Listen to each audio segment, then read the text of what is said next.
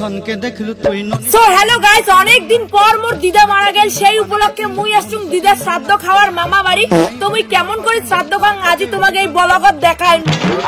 আসলে মুই একদম সাজং নাই, আর মুই এমনিতেও খুব কম সাজং। তার মধ্যে একটা দুঃখের ঘটনা, মোর দিদা মারা গেছে, সেই উপলক্ষে মুই হালকা পার্টি মেকআপ করছুম। তো মোক কেমন লাগে যাচ্ছে অবশ্যই কিন্তু এই ব্লগটা কমেন্ট করিয়া জানাবেন। তো গাইস, এটা হল মোর ছোট মামা, আর মোর ছোট মামার কিন্তু দিদার সম্পত্তির প্রতি কোনো লোভ নাই।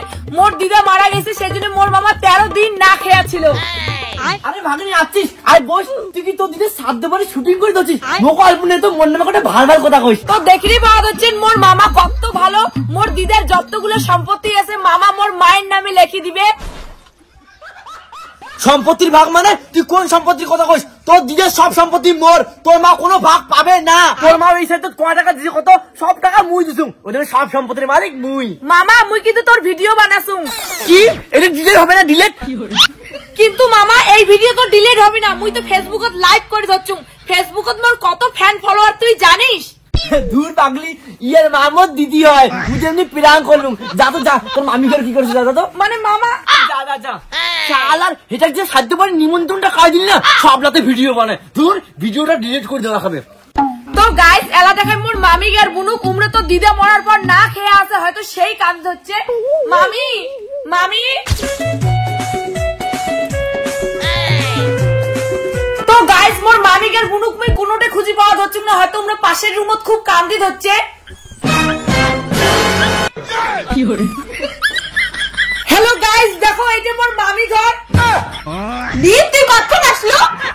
মামি তুই আর বুনু মিলিয়ে ঘরের কোন মাছ আর মিষ্টি চোর করিয়ে খাওয়া যাচ্ছে। মুই তো ভাবছুম তোমরা দিদার জন্য কান্দি হচ্ছে। এটা কি মোর নাও? মুই যে কান্দি বুড়ি মচ্ছে ভালো হইছে। দি মোর মারার মোর ভিডিও কিন্তু নেটে ছাড়বো না। এই ভিডিও তো মুই ছাড়ি না, সবাইকে দেখাই। মোর দরকার ভিউজ, টাকা আর ফলোয়ার। দেখো বন্ধুরা, আমার মামি আর বুনু দিদার 14 দিন না কান্দিয়া ঘরের কোন মাছ আর মিষ্টি চোর করি খাওয়া হচ্ছে। এই ব্লগটা অনেক শেয়ার করো। দি এই ভিডিও কিন্তু ছাড়বো না, নাটক কিন্তু কত খারাপ আছে। তাড়াতাড়ি খায়া চলে যা। তো হ্যালো গাইস, তো দেখেই পেলেন মোর দিদার বাড়িতে মোর মামা ঘর কেমন ভাবে মোক অপমান করিল। তারপরেও মুই শ্রাদ্ধ বাড়িতে কেমন করি খান আজি তোমাকে মুই দেখাই। দিদি মাঝে তো বিয়ে বাড়ির ব্লগ বানায়, তোমরা শ্রাদ্ধ বাড়ির ব্লগ বানাচ্ছেন, এটা তুমি প্রথম দেখিবা যাচ্ছ। মোর মোবাইল মোর ইচ্ছা, মোর দিদের শ্রাদ্ধ মুই ব্লগ বানারে পা। আরে ভাই কিছু কই না, সব ভিডিও করে নিবে। কি তোমরা মোর দিদার বাড়িতে মোক অপমান করে যাচ্ছেন? মামা মামা কি হয়েছে? কি হয়েছে ভাগ্নি? কি হয়েছে?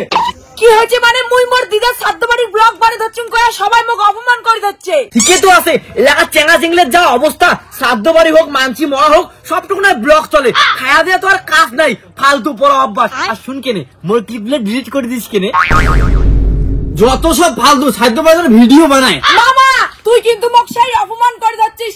আজি যে তো ভাইরাল করে দিম আর মোর ব্লগে থাম্বনেল দিম, মামা আমাকে সম্পত্তির জন্য অপমান করলো।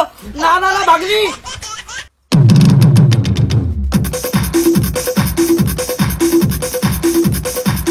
খবরদার জামাই, এইটা খুলবেন না। তোমার জন্য শ্বশুর বাড়ি থেকে একটা দামি উপহার। দামি উপহার খুলে যাবে না মানে? তুই জানো কি এটা মোর জন্য সেই দামি একটা বাইক। দূর জামাই, কোটে আরো দামি বাইক, তোমার জন্য সামান্য এখন কাবা ছকি বাইক। তোমরা যে মোর বেটির জামা কাপড় ধুইয়ে দেন, মোর বেটির ভাত রান্ধি খোয়ান।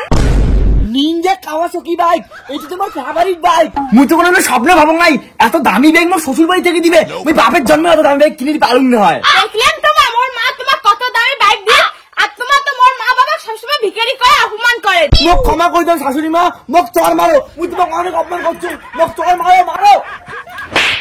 নাও মারলুম তোমাক চর, কেন আরো চর খাবার চাইলেন? এইবার তোমাক ক্ষমা করে দিলুম। কোনো খোয়া যাবে না, অনেক দামি একটা চর। আইনি তো বাদ দে তোরে, জামাই এখানে বাইক খুলি কর, মোক সেই চরে মন গেছে, তুই এখানে ঘুরিয়ে এসো। চুপ, একদম চুপ।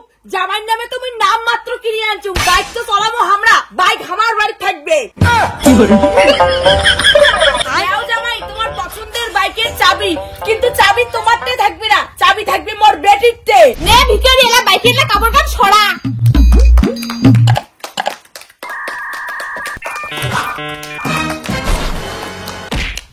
ও মা, মোর সাথে এত বড় ছলো না, এটা তো কাওয়াসাকি নয়, কালা গাড়ি। কেন জামাই তোমরা এটা কইলেন মোক কালা সাকি নাকবে, সেজন্য আমরা কালা বাইক দিছি। আরে শাশুড়ি মা কাওয়াসাকি মানে দামি বাইক, কাওয়াসাকি মানে স্প্লেন্ডার না হয়, স্প্লেন্ডার চাংলাই।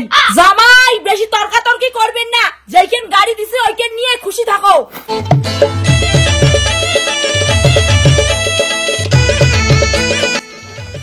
আরে শ্বশুর বাড়ি বাইক ধরিয়ে করে করে তো নিয়ে ঘুরি বেড়ান না, তুই দেখ খালি, চল তাড়াতাড়ি চল।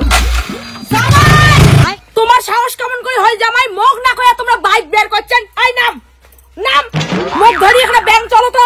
কিন্তু শাশুড়ি মা এলা তোমার বেটি আর মুই ঘুরি যাবো, তোমাকে কি এলাই ব্যাংক যাওয়া খায়, পরে যান। বেশি কথা না কয়া মুখ ধরি ব্যাংক চলো। মনে রাখেন শ্বশুর বাড়ি থেকে তোমাকে কিন্তু বাইক দিছে, তোমরা নিজের টাকায় কিনেন নাই। হ্যাঁ আমার মাছ ধরে তাড়াতাড়ি ব্যাংক যা, ঘুরে ঘুরে পরেও করা যাবে। হ্যাঁ যাসং যাসং, আর মোর মতো করে যেন কোনো ছেলে শ্বশুর বাড়ি থেকে বাইক নিয়ে নেয়। চলো ওরে ঘুমায়া থাকা বালিশ বুকে নিয়া যাং, মোর নয়া বাইক কি নিয়ে এখন আমি বেড়ে এসো। ঘুরি যাবেন মানে বাবা, তোমার তো ভুলি যাওয়া হচ্ছেন, ওটা মোর বাইক, আমি এলাই বাইক নিয়ে কাগজ যান। কি কইলেন জামাই? ওইখান বাইক তোমার? মনে রাখেন তোমার মতো ভিখারি আমরা এই বাইক দান করছি। কি করলেন শাশুড়ি মা? সবসময় আমাকে ভিখারি করে অপমান করেন, হ্যাঁ? একটা বাইক দিচ্ছেন তারপরে অপমান করেন, না নাকি তোমার বাইক আর না নাকি তোমার বেটি। হ্যাঁ হ্যাঁ তুই চলে যা, দরকার নাই তোর মতো জামাই। দরকার পড়লে বাইকের লোকে মুই মোর বেটির আরো জামাই আনিম।